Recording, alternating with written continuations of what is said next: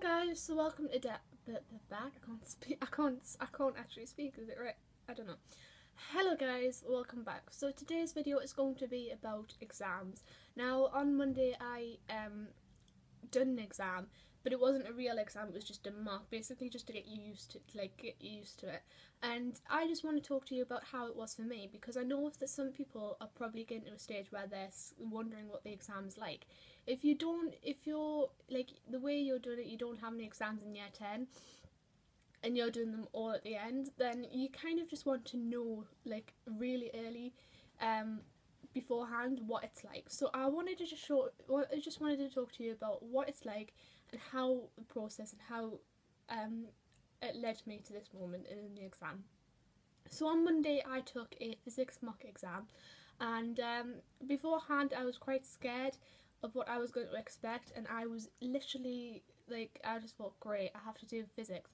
Physics for me is not really my strongest point because it's just not. It's like physics to me just doesn't like get in my head. I'm doing chemistry now at the moment and I absolutely love it. Well, not absolutely love it, but I seem to just concentrate more. In physics I just felt like I wasn't learning anything and my book is wrecked. Like, it's not wrecked, it's just like, it's too messy and I can't concentrate, and I feel like physics just isn't for me.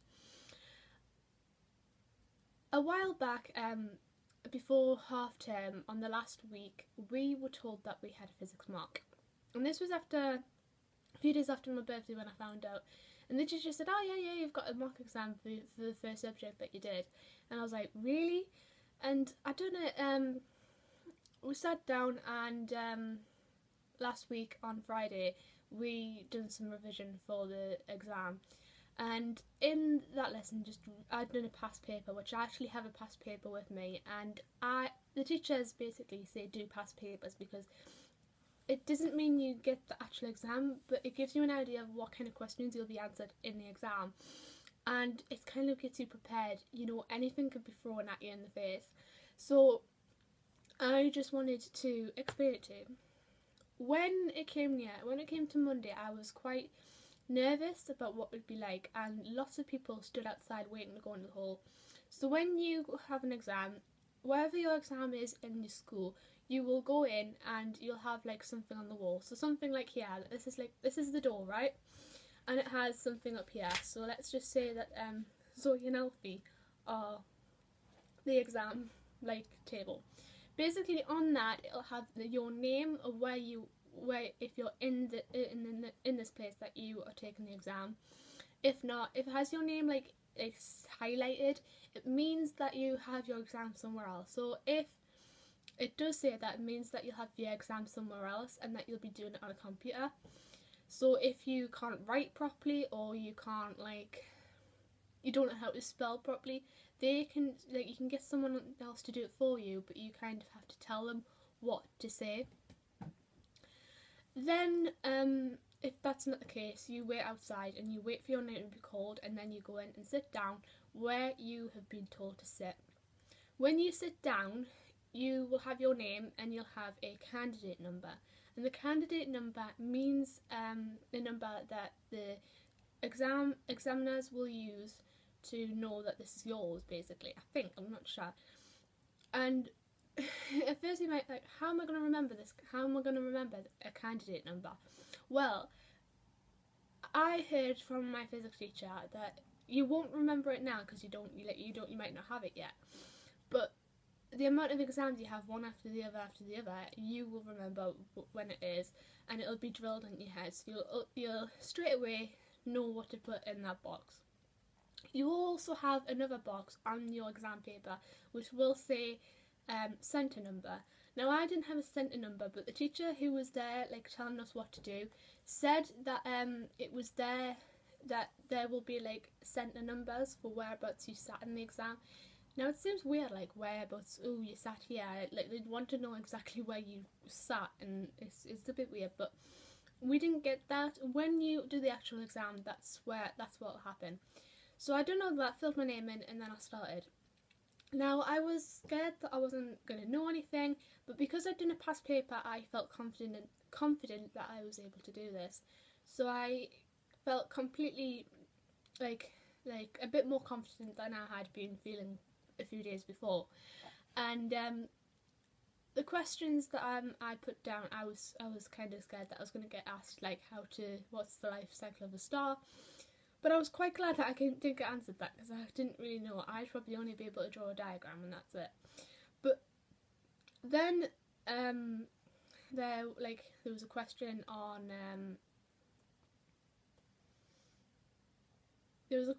on Herschel and Ritter. Basically, they're two people who like discovered infrared, and someone who discovered silver chloride and stuff. And I seems like I was able to I could answer this, and I felt super confident, and I was so happy that, because in the past you get two half of one paper, and you do 1 6-mark question, and it to me was absolutely easy. And these questions had been waiting for me. It's just like, you know, we can't give you something that you think you want. You have to just like not think about it and just like be prepared for anything. But to be honest, I absolutely found it okay, and mock exams really are just there to help you and get you prepared. I mean, I spoke to my teacher last week, and he said all it is just to prepare you. If you don't do well in this exam, it's not the end of the world. And he said that he failed all of his mocks, and look where he is today. He is a physics teacher, and he failed all of his mocks, and it just means something. If you fail something, it doesn't mean that it stops you from doing exactly what you want. So I think this is half the video that is to do with exams and how to prepare it. When you go into an exam also, I know I've explained how it goes, but also if you have to take equipment to the exam, what you will do, you need with you is you need a pen, a pencil, a ruler, a calculator, anything that you might need in the exam. But if you are going to put it into a pencil case, you are not allowed to put it into a normal pencil case that's covered and you can't see in it. I found out this out when I was doing my first physics test, and the teacher said you won't be allowed that in it, like you're not allowed to have that out. And I was like, what? He says, well, you wouldn't be allowed to have that out in an exam. You can have it out now, but you can't have it out in the real thing. And I said, so do I have to get a clear pencil case? He says, yes, you'd have to get a clear pencil case. So if you don't know what a clear pencil case looks like or what it means, it's basically just a see-through pencil case that you can actually see what's in the pencil case. The reason why they have these is because you could like, if you didn't have one of these and you couldn't see into it, it basically means that like if you didn't have this one and you had it covered, they could think you're trying to cheat. Whereas if you have it clear, they can see what exactly you've got inside your pencil case, and they can know if you got anything in there. So if you've got some notes on revision and stuff, you have to take it out. They can take it away from you before you do the test and something like that. Then the invigilators are there also to help you, like not to help you, but reassure you. So if you're a little bit nervous, it's fine. It's just natural to be nervous about something that you're scared of. I was a bit nervous, and you know, the teachers just walked past you to see how you were. The invigilators aren't there just to look at you and think you must do really well in the exam. They're there in case anything happens to you. So if you feel really sick, then they're there to help you. If you feel a bit nervous, they can calm you down. They can just talk to you and say, come on, if you know, you just got to try your best, try and answer this question, guess your question if you have to. When you're in an exam, just guess the question. There's nothing wrong with guessing. Sometimes it might mean it might be wrong, but you've had a go. If it's right, then guessing sometimes just helps. And I would not worry 100%. I mean, I do worry all the time. But it's not the end of the world. Exams are just exams to see how good you are, not to say how bad you are. They're just there to see how good you are. So what I mean by that is an exam shows how good you are. And if it says you're not good, it means you're not like perfect. It means you are perfect at it, but you're not like up there. You're not high. You're just about like this much perfect, and that's good. That just shows how good you are at something. It's not like saying how bad you are. It's showing how good you are. It kind of makes you think how bad you are, but you're good at it. and it just makes you like aware how much you. It's just there to test you on how much you know. So that's basically all it is. So I know this is a really chatty video, but I've done an anxiety video on this, so like on like anxiety. So I think doing one in exams really just pays off a little bit to talk about.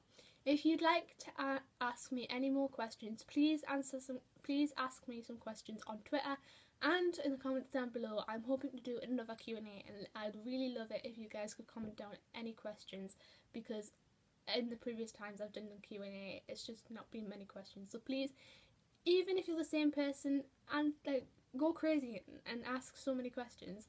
So thank you for watching, guys, and I hope you enjoyed it. Don't forget to like and subscribe this video. See you later, guys. Bye.